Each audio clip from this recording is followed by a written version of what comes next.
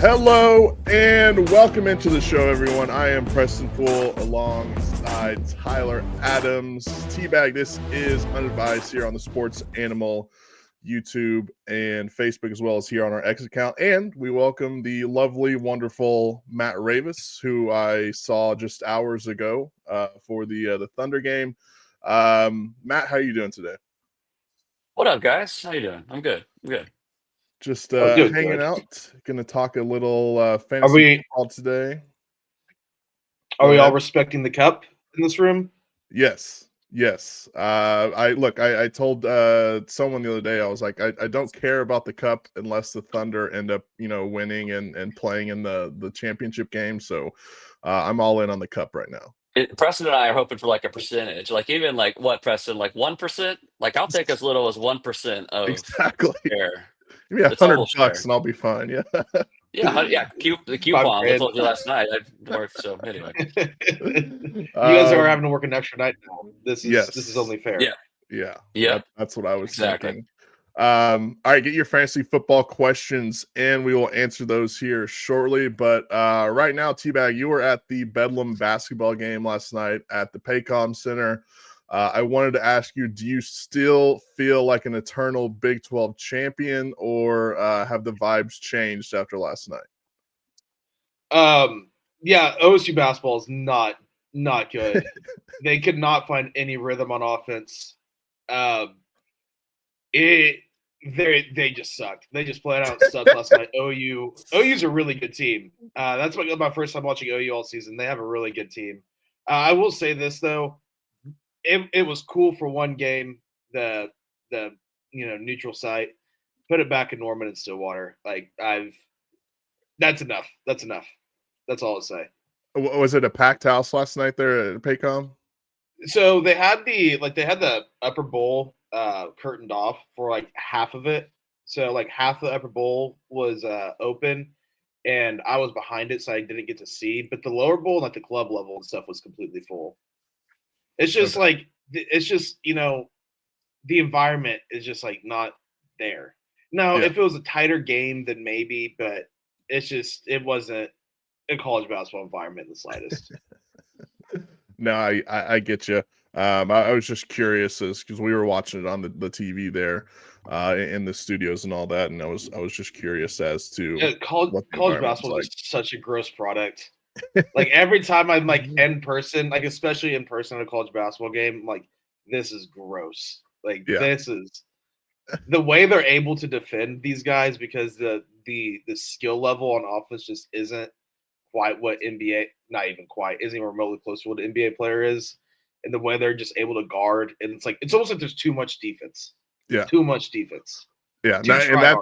That's the way I kind of feel. I'll be honest, I'm not a college basketball guy. I pay attention probably like when the conference tournaments roll around every year is when I really start to pay attention. So yeah, that's interesting.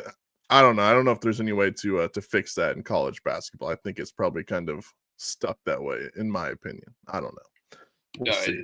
College basketball's in a bad spot. All right, how about the cup last night? The Thunder, they beat the lowly Houston Rockets, maybe the most hated team nowadays by Oklahoma City Thunder fans. So we had Cason Wallace get into it with Alperen Sengun last night. Nice little shove there after the game. Cason Wallace says, "We're not getting punked on." I thought that was pretty funny. But Matt Ravis, your thoughts on the Thunder taking on the Milwaukee Bucks for the NBA Cup? Let me see, you mentioned Shingun there. I am a guy who is more than anything an NBA fan, and I like players of all skill levels, and I especially like unconventional players. And so I really want to like Alperen Sengun, but that dude has the worst body language. Like whenever he turns it over, he's always looking around. He's always like putting the hands up like that kind of deal. And then that last night where he's trying to punk a dude who is a whole foot shorter than he is, and Kaysen wasn't backing down. I'm not a fan of Sengun. Talented player, traffic cone on defense and bad body language. This Bucks team they're very average defensively, and that's probably putting it kindly. Like they just don't. You think of Giannis as this two-way force, and he still is that. And in fact, he's maybe better than ever on both ends of the floor. But just the surrounding cast, Chris Middleton is still kind of trying to figure out his way. Dame is Dame still, maybe a little tread off the tires, but he's still Dame. But defensively, I that is a team that is not even near the Rockets team that you saw last night. So I think that this is a good matchup for the Thunders from that standpoint. Do you like the cup in Vegas? I mean, let's be honest. Last night it was nowhere near capacity crowd there at the T-Mobile Arena in Vegas. Do you like that, or I guess if in terms of like if you're just going to stick it in one city and have it there, Vegas makes the most sense in my opinion, just because of how much foot traffic is there every single day of the year, right? But do you like it just being in Vegas like that, or do you think maybe move it to like a home site for one of the teams, or I don't know? I mean, I guess that you don't. I guess my answer to that would be, yeah, let's do the home site for the 83rd game and do it based on the seeding. But maybe they don't want to give that advantage to the team with that much money on the line. But I knew what the crowd was going to be like last night based on what we saw the ticket prices, which were dead cheap. I mean, you could have gotten into that game last night in Vegas for about what you paid to get into the Bedlam basketball game last night. Like I think tickets weren't crazy expensive. So I think it's something that still needs to be tweaked. I'm not crazy about Vegas. Although there were some OKC chants last night. I didn't know if those were Thunder fans or if those were just people who were hopping on the bandwagon, but that was cool. Yeah, that was pretty cool. Yeah, the OKC chants in there. They weren't quite as good as what we have here in Oklahoma City, but they were definitely some chants there. So yeah, good stuff with the cup. Do you have anything to add, T-Bag? Yeah, I was gonna ask Matt. I heard him talk about it a little bit the other day on the drive. But it's something that I've been pretty, what's the word I'm looking on, investigative on, trying to find some answers and solutions to it, because I do love the NBA and I don't want the product to keep getting watered. Maybe not keep getting watered down is the right word, but the ratings have been going down through the last few years. And I think it's a multitude of things. I think it's harder for fans to watch their teams. I think it's load management, which is getting better. And I also think, we can get into like the more in-depth stuff of the three ball. People don't want to just turn on a game on Tuesday night just to watch 83s go up in the air. So what's your fix, if you have a fix, to the ratings? It's, I mean, it is a problem. I'm not going to sit here and try to act like it's not, because the broadcast partners drive everything, and they just struck this deal, like the deal that the NBA just struck with these broadcast networks moving forward here. It's just unbelievable. It's like almost unsustainable, and I think that's part of why there's so much anxiety around the TV ratings. Part of that is, I think, the way the game is covered. I'll be honest with you. I think that the national media, I think the guys on TNT, when they sit here and poke holes in the products, I don't know if you guys saw this. Preston probably heard Gideon and I and Pinto bring this up on the broadcast last night. On NBA.com, they had a preview for this Rockets and Thunder game, and they said, yeah, this isn't probably the marquee matchup that the NBA wanted. And so it's like even that anxiety filters down into what these guys, and that's just an individual writer writing that. He's not necessarily reflective of what the NBA is thinking, but the fact that that was even on his mind and that he wrote that within the first two sentences of his preview, I do think that there's some anxiety around it. I don't think it's play style, though. Like, I understand that a lot of people have nostalgia for some of these early era, like I hear people go, oh, I'm going to go back to like 2004. Like that's when they were really playing basketball. I'm like, man, those games were like 70 to 67. And like there was a lot of contested mid-range shots. I remember it. Like that was the era of basketball I cut my teeth on, but let's not act like just because it was a while ago, like it was some great time. So Tyler, it always goes in circles, I think. And not everybody plays the same way. Now everybody's shooting a lot of threes, a lot more than they used to. But like OKC's two best players, Shea and J-Dub, they take mid-range shots. You've got the Boston Celtics. They shoot like 53s a game, but they've still got some diversity in what they do, and they've got like a lot of skill. That's why they're able to get up so many good looks, is because they're built like the Thunder are. They've got all guys who can, who you have to respect their offensive ability and their defensive ability for that matter. So I also think part of it, to be honest with you, is election year. There's a lot of stuff that is distracting people from from sports. Now, some of the other ratings, I would need to look at the NFL, for example, and what that looks like. I doubt that those are down because the NFL is a machine. So, long answer to say, I just think it's one of those things that it just kind of goes in cycles. I don't think it's as easy as saying, oh, it's the 3-point shot. That's why people aren't watching it anymore. I wonder if the league is doing the best job it can to market the sort of teams that are the best, or if people are sick of going, hey, we're going to talk about LeBron for the 80 millionth day in a row on Get Up, or we're going to show these Laker highlights and talk about Bronny when there was 8 other things that happened that were just awesome in the NBA that night that they just completely ignore. Yeah, that's like I was talking to a buddy about it last night. The NFL, and I get the NFL is a completely different beast for so many different reasons. But I was like talking to a buddy, is like the NFL does such a good job of marketing their best teams, no matter where they're at, no matter if it's the New York Giants or the Kansas City Chiefs or the Jacksonville Jaguars, whoever it is, they're going to market their best teams. And the NBA is still so stuck on marketing LeBron and Steph instead of saying like, hey, look at the Oklahoma City Thunder. Like, this is a really fun team that if you're just a basketball fan in Iowa and you don't have you don't really cheer for anyone, this is a really fun team you can market and someone can kind of latch onto. The Rockets, they're another team like that. There's so many like just of these young core teams in the NBA that the NBA just doesn't choose to market on. And that's definitely, I think, probably the biggest reason for a lot of this stuff. Yeah. But because like another thing too is like the load management thing. That's something people bring up. These young guys aren't load managing. Like you'll get one here and there, but it's not like what Embiid or Giannis or like LeBron can do at times where they sit out every back-to-back where they'll like LeBron's just left the team right now. Like he's not there. With them. Yeah. But like these young guys, like they don't do that. And like I think like I remember J-Dub said one time, like he's like, why wouldn't I play? I get paid millions of dollars to play. Anthony Edwards has said, he's like, I get there's kids that come here to watch me play. If I can play, I'm gonna play. So I think there is maybe like a little bit of a generational thing with this, with the younger guys coming in. And maybe when they get older, that will change whenever they become more, successful divas as basketball players can be. Sure. But I definitely think that's a thing. But I don't know. I've been fascinated by this whole ratings thing because I've been like trying to like see all these like different sides of it. Because I do think the NBA right now with all the young talent can really capitalize and can grow like it's never grown before within the United States of America. Obviously, outside of America, it's growing by the day. But within, inside of America, like I think you really could. And it's not. I feel like it's not a hard fix.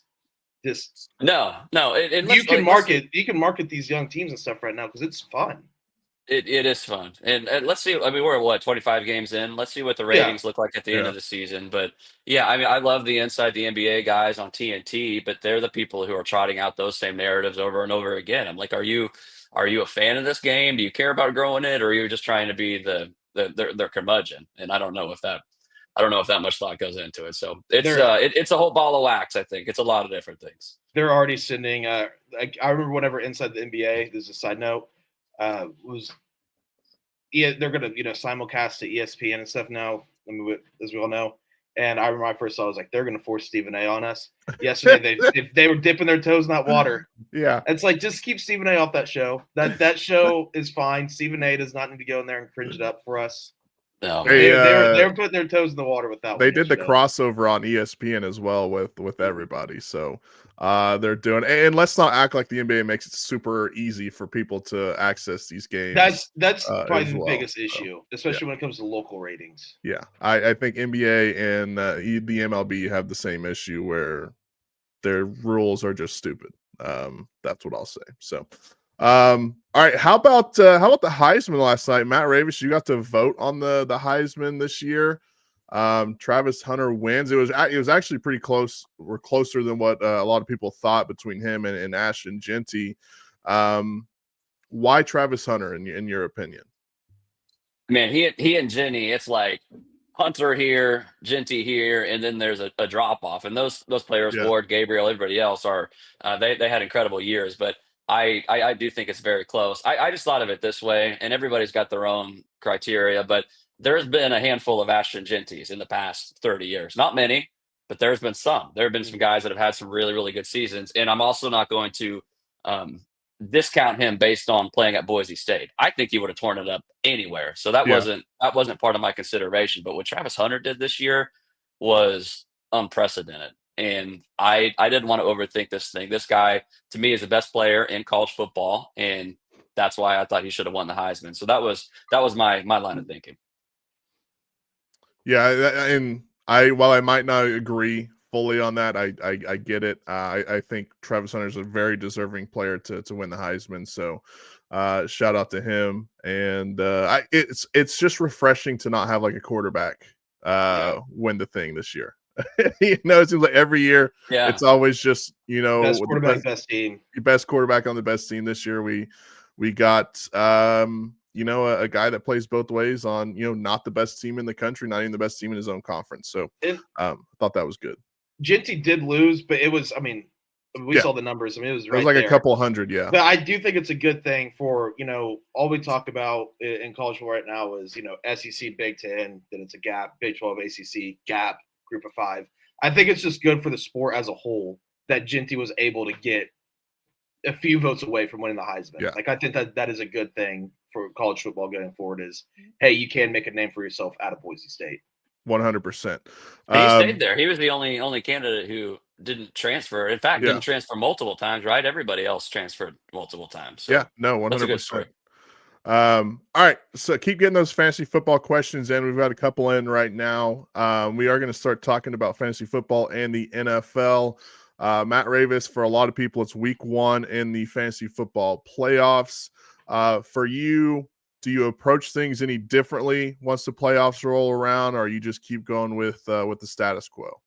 Week 1 for everybody, unless you're in the Cumulus League, like I am, and Q-Tip is, and they have to start it the week prior because everybody makes the playoffs, and that's the only way you can avoid a Week 18 championship. So almost everybody.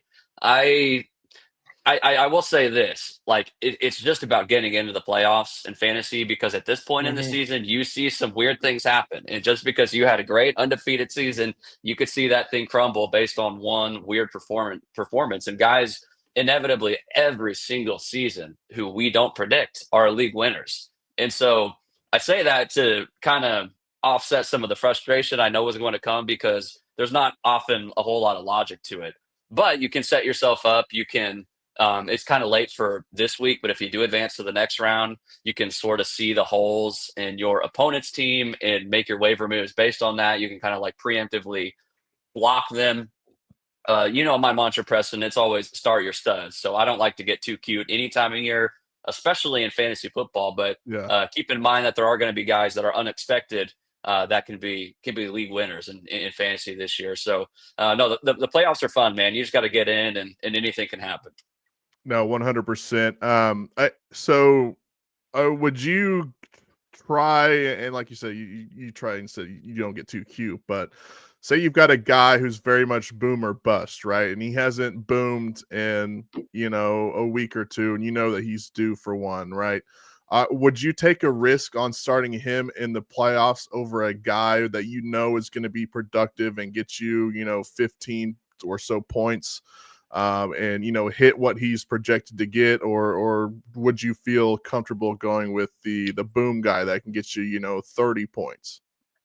I will probably take if it is like a guaranteed 15, and of course it never is. But if you do feel really, really confident about him getting to double digits, like that's a guy that I want in any time. And the worst thing that can happen is you roll some guy out there like me on Thursday night. I'm throwing out there Cooper Kupp, and he gets 3 targets. He doesn't catch any of them, and then you've got you've got a donut sitting there. And that's not exactly an example of what you're talking about. So in general, I will take what is safe because I am pretty risk averse, knowing that some weird things can happen this time of year. But it would depend on the matchup too. And it would also depend on, if I'm somebody who just barely made it into the playoffs and I'm taking on the number 1 seed, sometimes you do need to take those home run swings, and you might need that ceiling versus the guaranteed floor. So it would probably depend too on who I'm going up against.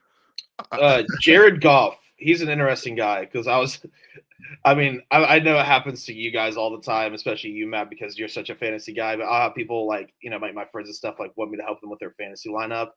And it always stresses me out. Like, I'm not that good at fantasy. Like, I play fantasy, I like fantasy, but I'm not like some expert at it. But one common misconception I think this year has been Jared Goff, because a lot of people are starting him, but his fantasy numbers haven't been all that amazing this year because they run the ball so much, and especially like down inside, the red zone. They run it so much. So where do you stand on starting a guy like Jared Goff?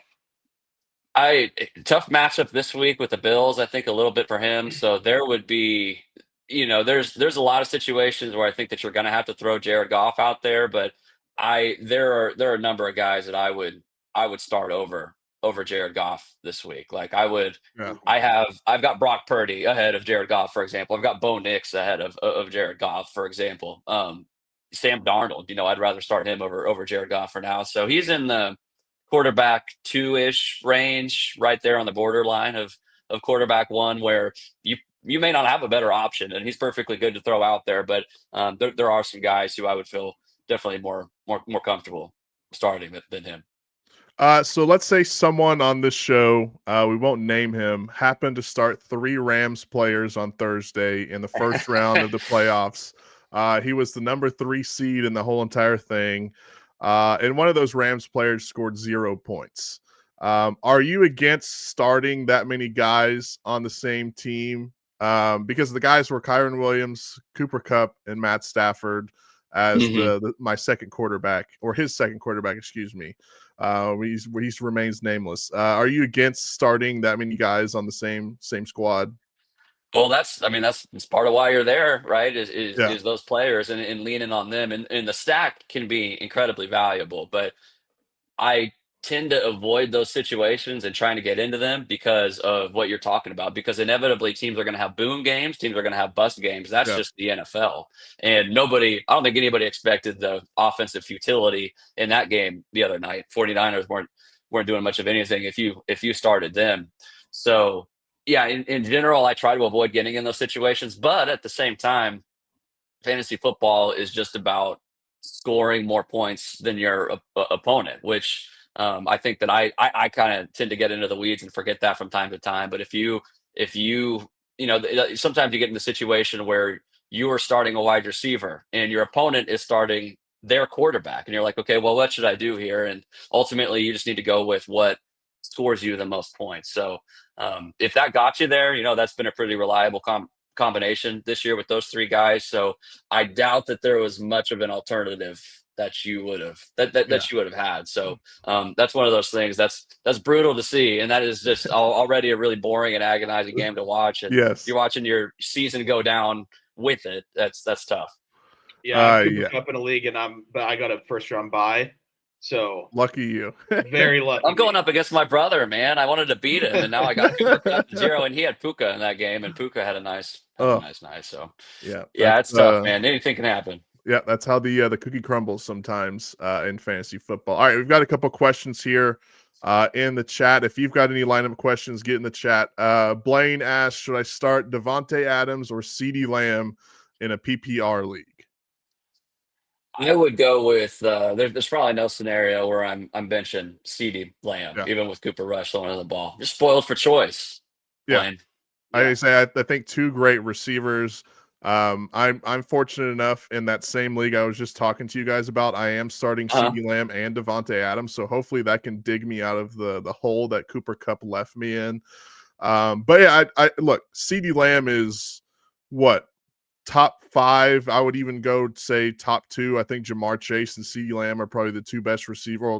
Justin Jefferson as well. So top 3, I would go out and say receiver in the NFL. So you have to put that guy in your lineup 100% of the time when he's healthy.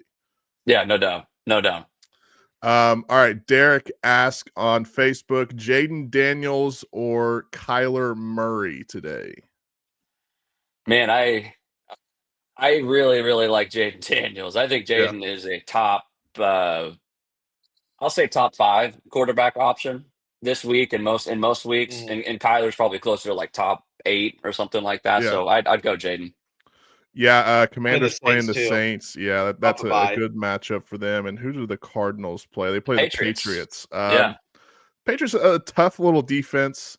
But yeah, I think Jaden Daniels is definitely the way to go there for sure. All right, how about start Goff, Winston, or Love? We got to pick one of those guys to start today. That's a tough one. The Browns have the Broncos, right? Or the Chiefs. Yes. This week. The Packers have who do the Packers have this week? I should remember Seahawks this. tonight. Seahawks. That's a tough On the defensive road. matchup. Yeah, on That the is a road. tough defensive matchup for Love. And then the Lions this week have the Bills, like we talked about earlier. I would probably go Goff here. I think it's going to be a really tough day for Love. Winston, I think, could have some success though against this Chiefs secondary. This is not the You just never great know what Chiefs you're going to get with defense. Jameis. Just never know what you're going to get with You Jameis. never, yeah, that's true. And do you want to trust him in these scenarios?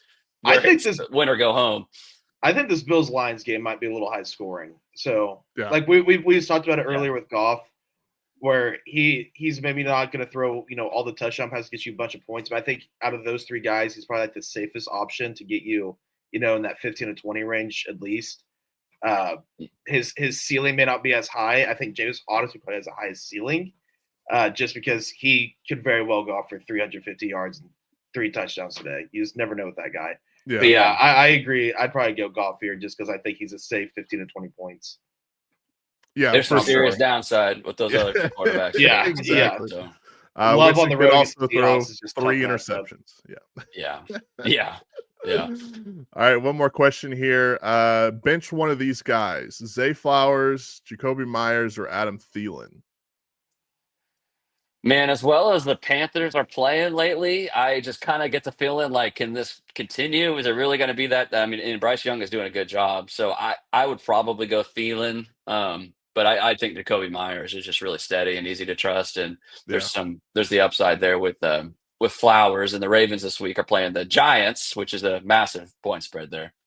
Yeah, we'll get into that here in a little bit. I what do you think about the Panthers? Like, obviously they started terrible. They ended up winning a couple. Do you think that they continue to roll with Bryce Young, or should they be in search of a quarterback this season in the draft? Isn't it funny too to see like where CJ Stroud is this year? And I would still take CJ Stroud over Bryce Young, but his line has kind of trended down a little bit. Obviously, Bryce Young is straight up since coming back from his benching. So number one, that just goes to show you that we can't make up our minds on these guys one way or another, because it's all about external factors and in context, just as much as it is about how much talent you have and how ready you are. They're looking like they're headed in the right direction. I think it's always going to be tough whenever you have an owner who is an idiot and wants to insert himself into matters, and as long as he can step back, I think Carolina with Canales is in good hands. Yeah, I agree with you. All right, let's get into some of these games today. Let's start with the noon slate. It is the Kansas City Chiefs in the noon Cleveland. Slate real quick is this afternoon slate is awesome, but this noon slate is not good. The Kansas City Chiefs are in Cleveland to take on the Browns. The Chiefs are a 4.5-point favorite. Matt Ravis, thoughts on this ball game? Hey, actually, we make 5 picks every week. Might have been terrible, so probably don't take anything away from this. Maybe fade me, in fact. But I had the Browns as one of my 5 picks this week, just because we talked about it with a little bit of the Jameis thing earlier. I do agree that there is some downside there, and would rather start a guy like Jared Goff because I'm more comfortable with him. But I do think that there's going to be points in this game where Jameis tests the Chiefs deep, and does he throw an interception? Does he throw a touchdown? He'll probably do both. He'll probably have some good moments and some bad moments in this game. And the Chiefs haven't covered in 7 straight games, something like that, which is just kind of unbelievable for a team that everybody thinks could still win the Super Bowl. That's never been done before, for a team to win the Super Bowl and go that long in a season without covering. So they play close games. That's just kind of what the Chiefs do, and that's sort of what I feel like will happen today. Yeah, the dam is eventually going to burst for the Kansas City Chiefs, and I can't wait for it to happen. Preston. Don't do this to yourself. No, it's going to happen. I know it's going to. Eventually, and the playoffs are going to roll around, and we know it's going to happen. Oh, no, 100% I do, but they got to lose another game in the damn regular season, all right? I mean, come on. Okay. Eventually, something's going to happen. All right, how about the Cincinnati Bengals in Nashville to take on the Tennessee Titans? The Bengals a 5.5-point favorite in this one. What's wrong with the Bengals, man? The offense is great. The defense is subpar, and they just can't win football games this year. You nailed it, man. Like the defense is just horrible. I think Joe Burrow and Jamar Chase are easily the best duo Yeah. in the league right now. Easily the best duo in the league. They are incredible, and they have gone through.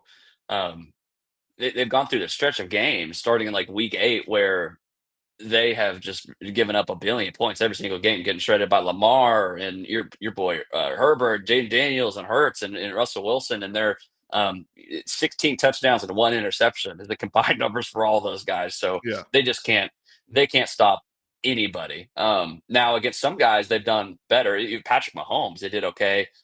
Will Levis is not a guy though that I'm going to get behind. I think that there's always some serious downside with him. So I think this one sets up well for the Bengals, but their defense has let them down big time. Yeah, their defense is just awful. If Burrow had a defense right now, he'd be in the MVP conversation. Yeah, absolutely. They probably would have, a couple of losses, and they'd probably be, leading that division. So yeah, just think how important a defense is. Think about that. All right, how about the Commanders at the Saints? Commanders a 7.5-point favorite in this one in New Orleans. Again, Jaden Daniels, I know that he started running away with the Rookie of the Year. It kind of fell off a little bit, and Bo Nix entered that conversation a little bit, but I still think he's my pick for Rookie of the Year. He's just been amazing this year for the Commanders. Yeah, love watching him. The Saints are throwing out Jake Haener this week after Derek Carr got hurt. So you never really know how that's gonna go. See what Marshawn Lattimore looks like because he's going to get in the game this week. And you got the Chase Young narrative as well. So this game has some kind of fun narrative through lines in it. I like the Commanders in this one over the Saints. Have you seen the pictures of the quarterback for the Saints on social media? Yeah, he's very I don't even know how to say that, but I think you know what I mean. Yes. He likes the camera. He likes the yes. camera. That's for sure. He's not scared of the camera. When I saw those pictures, I was like, my first thought was like, is he being serious?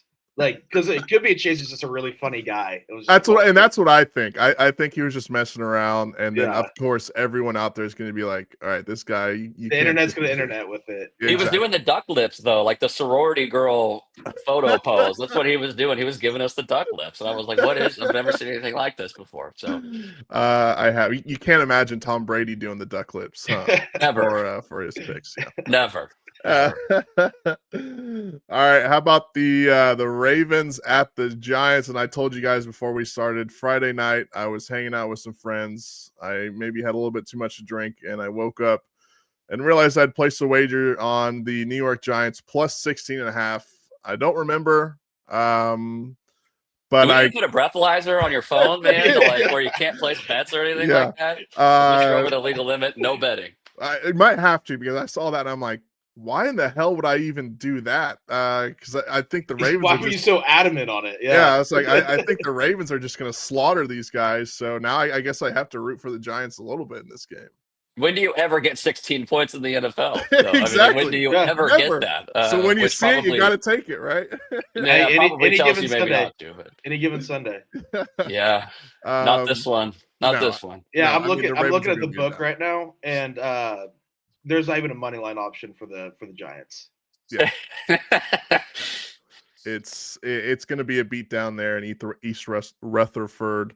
Maybe the drones will come in and save the Giants. The good aliens. Yeah, the aliens will come in. We talked a little bit about this one already. The Cowboys and the Panthers. Carolina actually a 2.5-point favorite in this one in Charlotte. Man, in your opinion, Matt, what's wrong with the Cowboys? Is it just simply Jerry Jones doesn't have it anymore? I think that's a lot of it. I just think that they haven't drafted extremely well. They spent a really high pick on Tyler Guyton. He is so far from being a starting offensive tackle in the NFL right now. Yeah. The Dak injury obviously doesn't help, but I don't think that they were on the right track before that. Defensively, a lot of the same things letting them down. And the fact that they just have they're so one-dimensional on offense. And I'm talking about when Dak is healthy, they can't run the ball whatsoever. And Rico Dowdle is fine. He's an okay running back to throw in there, as maybe a change of pace guy behind your workhorse, but he is not he is not a starting running back in the NFL, and Zeke Elliott is not an NFL running back at this point. So I think that's probably it, and I don't think Mike McCarthy has done a very good job coaching this team either. I think his in-game decision making is questionable a lot of the time. I would imagine this would be his last year with this organization, Yeah. and we'll see who Jerry hires at that point. So yeah, it's multifaceted with them, but it's ugly, and they're terrible at home. They're so bad at home; it makes no sense. Yeah, and they were what I mean. The last 2 years before that, I think they only had like one loss at home or something like that. So it's just completely flipped for them. So, interesting stuff there for the Cowboys. All right, how about the Jets and the Jaguars? This one in Jacksonville. The Jets a 3-point favorites. This is the game, T-Bag, we talk about every week on Red Zone. There's a game that they don't even show you at all. And I think it might be this one between 2, 3, and 10 football teams.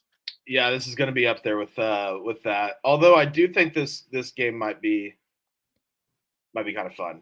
The sicko football fan of me might be like, this might be kind of a fun game. Mac Jones can do anything.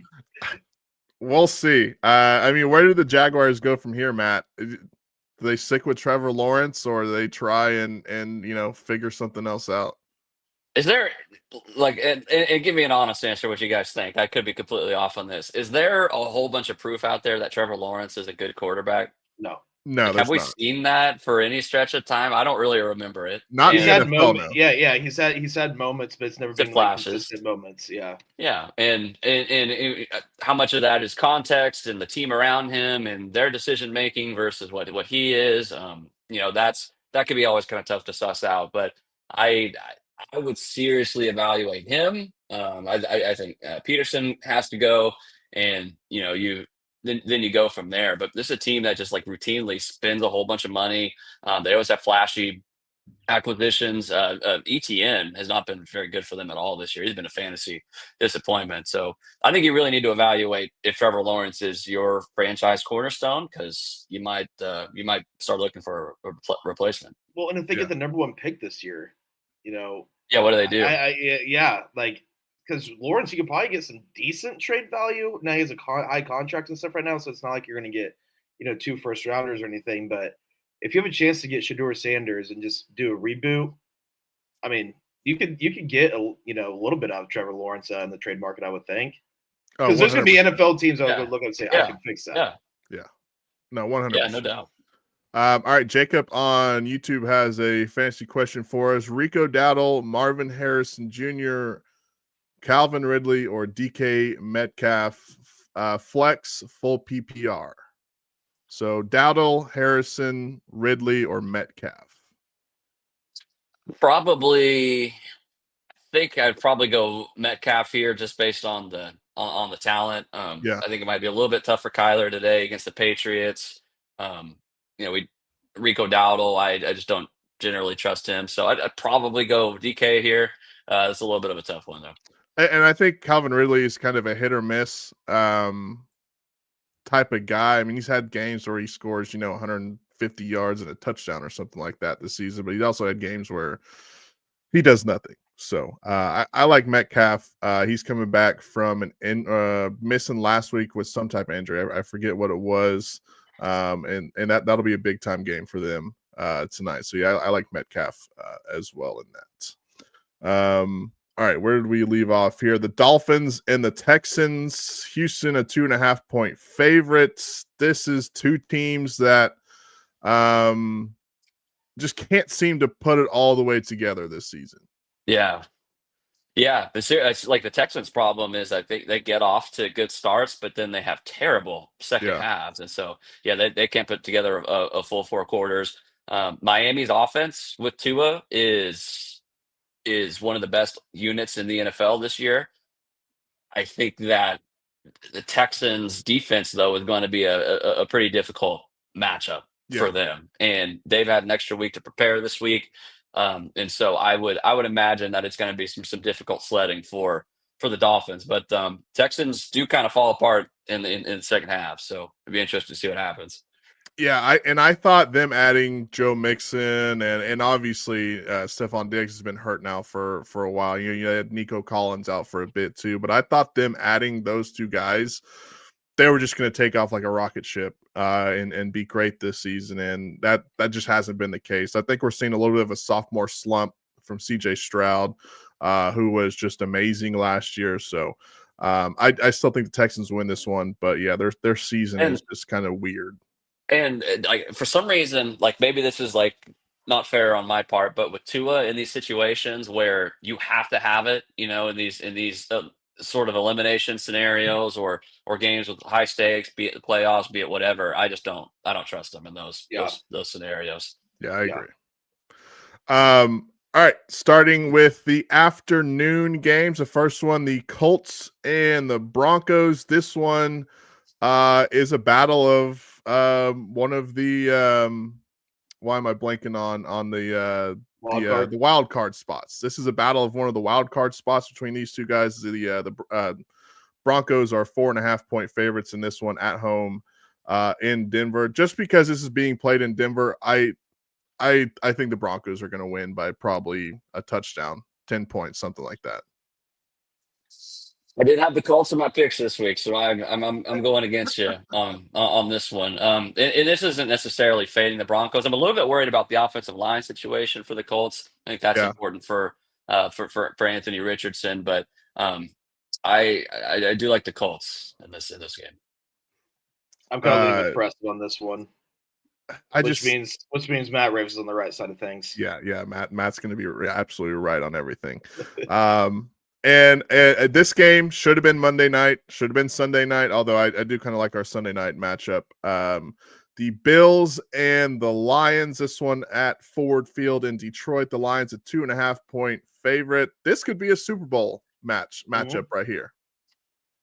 Yeah, it's potentially Super Bowl preview. You're exactly right. So Lions are a little bit banged up, and more than a little bit, really banged up on their defense is really banged up. Defensive end. I mean, it's crazy, T-Bag. It's crazy how many defensive players that they have out. I'm not gonna roll against Josh Allen at this point in time. I do think that this is like a 42-35 sort of game, 41-38, something like that. Like I think there's going to be a lot of scoring in this game. And these are the top two scoring offenses in the NFL. So that's not some big revelation or anything like that. But these are two teams that could put up a bunch of points. Buffalo just gave up 44 and almost 500 yards to the Los Angeles Rams. So this is I think that this is going to end up being a really close game, and it could come down to who has the ball last. Yeah, this should be a great game.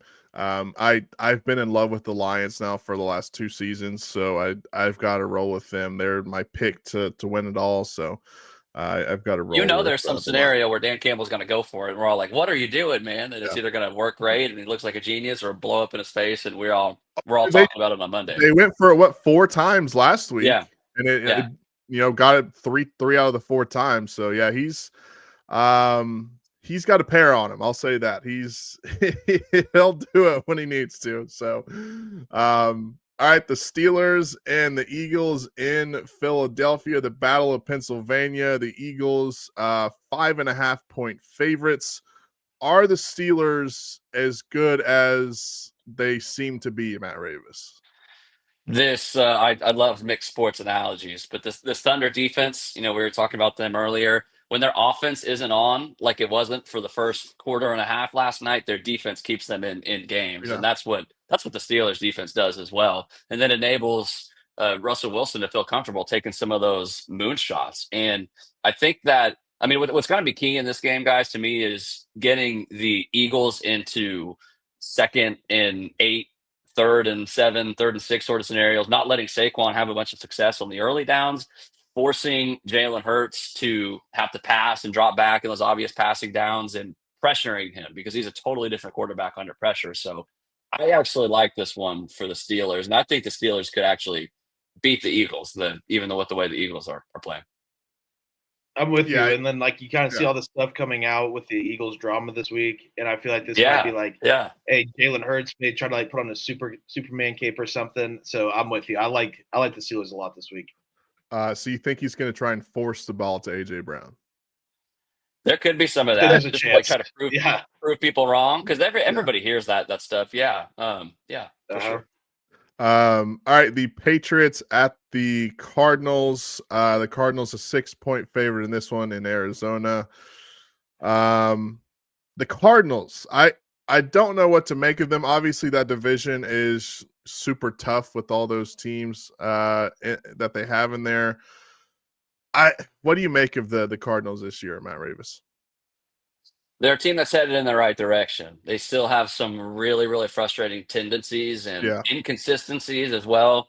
I really love the fact that they've got a really stabilizing force in that backfield and James Conner, because you can trust him. He is so dependable, and he's stayed healthy this year. Fingers crossed for you people in the fantasy football playoffs. But this is going to be a tough matchup for their defense, because the Patriots are what they are. They're not a great football team. I still think that they need a lot of rebuilding in the skill positions, and haven't had a ton of skill position talent since Belichick left consistently.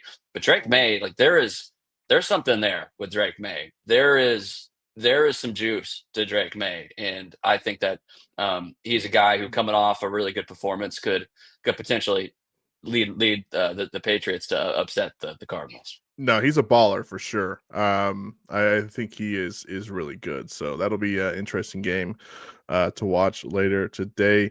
All right, how about the Buccaneers in Los Angeles to take on the Chargers? The Chargers a 3-point favorite in this one. Does Baker Mayfield and his Buccaneer offense have what it takes to get past this pretty good Chargers defense?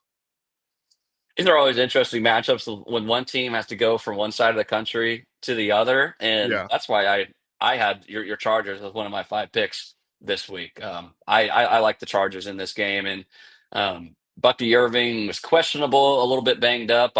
What do you know about Ladd McConkey? Is he going to be good to go? Because that's a big factor in this one. Yeah, I think he practiced a little bit. I think he's a game time decision, so we probably won't know much about that until like halfway through the noon games. But I think he's a guy, unless he's like just really, really hurt, he's going to play. I think he was just really, really banged up and hurt last week. That's why he sat out. So I think he'll probably play this week.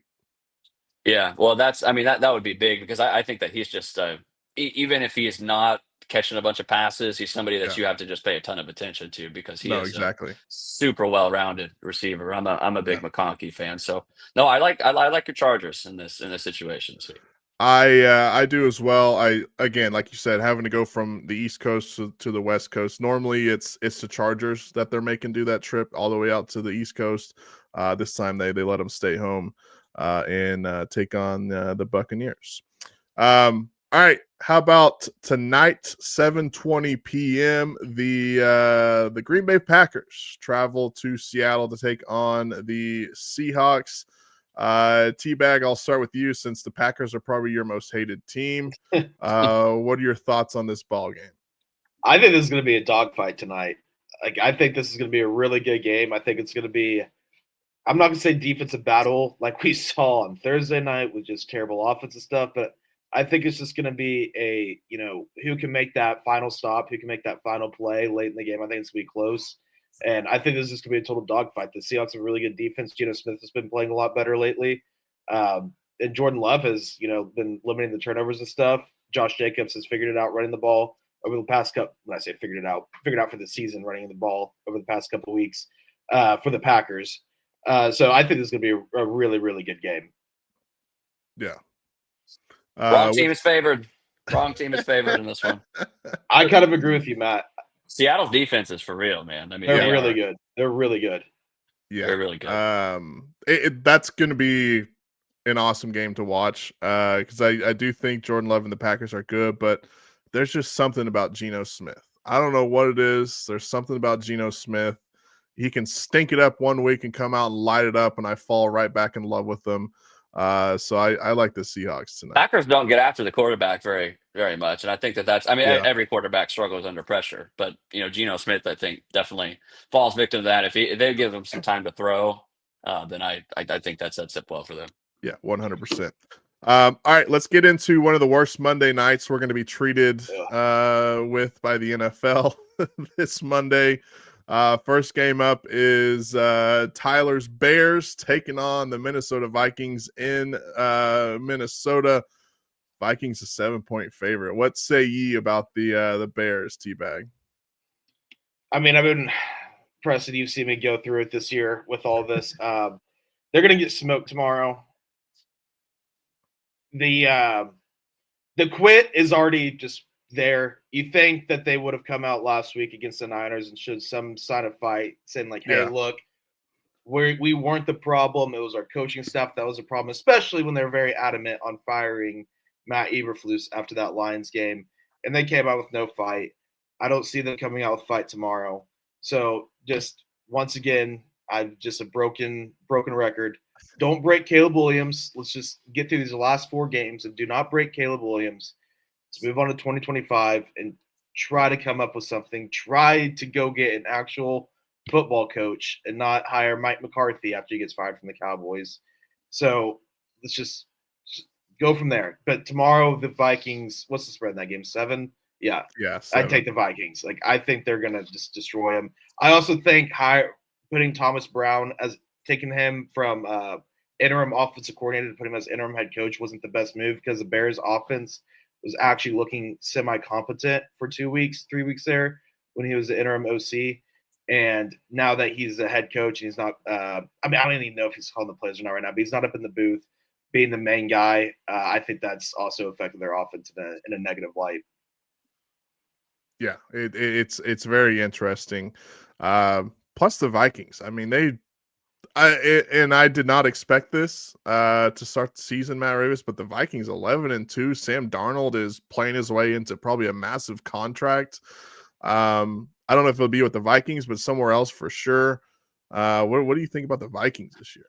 I don't know how you're supposed to defend them. And I was just looking at some of the stats from the last Bears and Vikings game. It's like, okay, we're going to take away Justin Jefferson. And the Bears did. He had 2 catches for 27 yards. But Jordan Addison had 8 catches for 162 and a touchdown. That's 20 yards a catch. TJ Hawkinson had 7 catches for 114 yards. That's 16 a catch. And so, yeah, it's just such a pick your poison. And by the way, Aaron Jones ran for almost 5 yards a carry, had over 100 yards and a score in that game, along with 41 yards. So it's just such a pick your poison thing with their offense. And what they did last week was just kind of criminal against the Falcons. Is that what they played last week? I think it was the Falcons. Yeah. They were just torching them. Yeah, 100%. Speaking of those Falcons, they play the Raiders Monday night in Vegas. Falcons 5.5-point favorites. The Raiders suck. They're terrible. That's what they get for hiring an ESPN talking head as a head football coach. But what about the Falcons and Kirko Chains? They've kind of fallen off, but they had a hot start. Man, it sucks that Max Crosby isn't playing. You don't see defensive ends play every single snap like he does. Like he is a beast, man. He's a handful too, obviously. But yeah, this Raiders team is heading in the right direction. This one where the Falcons, with their receivers, Mooney is an underrated guy. Drake London. I would expect Kirk Cousins to have a big game, and for Bijan to have a big game too. Yeah. 100%. So, all right, that's going to do it. That was all the games. Thanks for all the fantasy football questions. Thank you, Matt Ravis, for joining us. Yeah. Really appreciate it. Remember, obviously, you can catch Matt Ravis every weekday, 9 to noon on The Drive, on the Sports Animal. That's going to do it for us. We'll be back later in the week. We'll talk to you guys then. Have a great Sunday. Thunder on Tuesday. And Thursday and Friday of next week. So a lot of stuff to talk about next week. We'll see you guys then. Have a good one, everyone.